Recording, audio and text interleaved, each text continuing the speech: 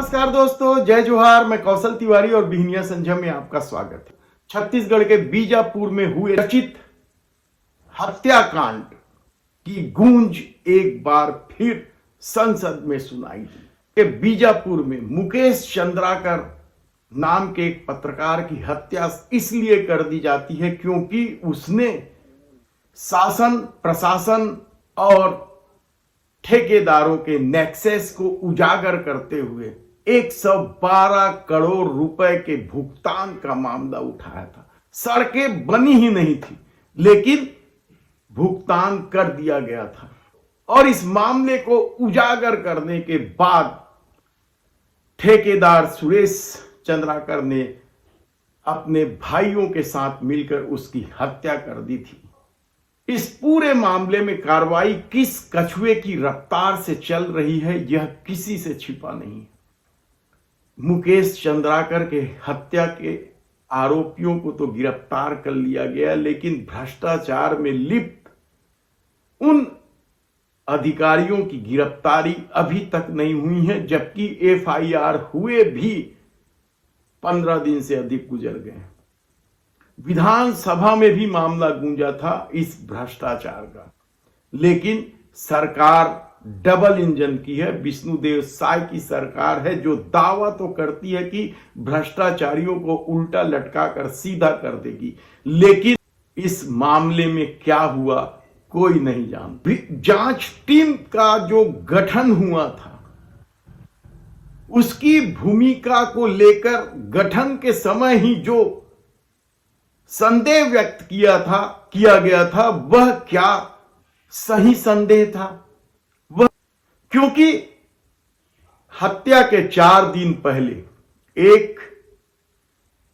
31 दिसंबर की रात को हत्या होती है। उसके 4 दिन पहले यानी 27 दिसंबर को एक बड़ा बैंक ट्रांजैक्शन हुआ था हत्या के आरोपी मुकेश चंद्राकर के अकाउंट से।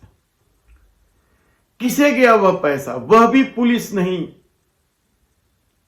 पता कर पाई है, या जांच टीम पता नहीं कर पाई है। ऐसे में छत्तीसगढ़ में पत्रकारों के सामने सच उजागर करना और बच जाना सबसे बड़ी चुनौती बन गई। लेकिन इस मामले को लेकर छत्तीसगढ़ के सांसदों की क्या भूमिका है?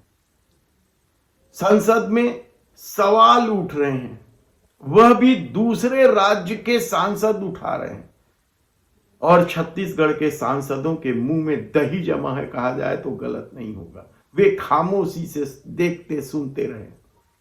और यह मामला उठाया था भीम आर्मी के चीफ चंद्रशेखर आजाद। एक आईना सर मुझे दिखाना है देश भर की सरकारों को। सर पत्रकार सुरक्षित नहीं है। पत्रकार मुकेश चंद्राकर की सर भ्रष्टाचार के खिलाफ आवाज उठाने में हत्या की गई। सर कौन पत्रकार ईमानदार से पत्रकारिता करेगा? अब आप समझिए कि छत्तीसगढ़ में लोकसभा के 11 सांसद हैं और राज्यसभा के 5 सांसद हैं। इनकी क्या भूमिका होनी चाहिए? क्या इस मामले को लेकर राज्य सरकार पर दबाव नहीं डालना चाहिए? क्योंकि यदि छत्तीसगढ़ में भ्रष्टाचार उजागर करने पर पत्रकार की हत्या का मामला संसद में गूंज रहा है, तो छत्तीसगढ़ की बदनामी हो रही है। विष्णुदेव साय सरकार की बदनामी हो रही है, डबल इंजन की सरकार की बदनामी हो रही है। लेकिन अभी तक एफआईआर दर्ज होने के बाद भी यदि भ्रष्टाचार में लिप्त अधिकारियों की गिरफ्तारी नहीं हो पाई है, तो आप समझें कि सरकार किस तरीके से चल रही है। क्या अधिकारियों को बचाया जा रहा है? क्या कोई ऐसा खेल खेला जा रहा है जिससे हत्या के आरोपी भी बाद में छूट जाए?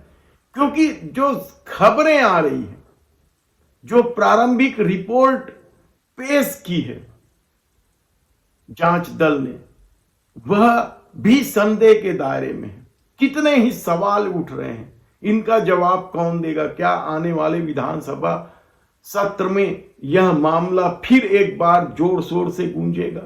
क्योंकि 56 करोड़ की सड़क यदि 112 करोड़ की हो जाती है बगैर कोई काम किए और उसमें से 80% भुगतान हो जाता है, तो क्या इस खेल में, जैसा कि चर्चा है, कई बड़े अधिकारी शामिल हैं, पुलिस के भी अधिकारी शामिल हैं, राज्य सरकार से जुड़े बड़े नेता शामिल हैं।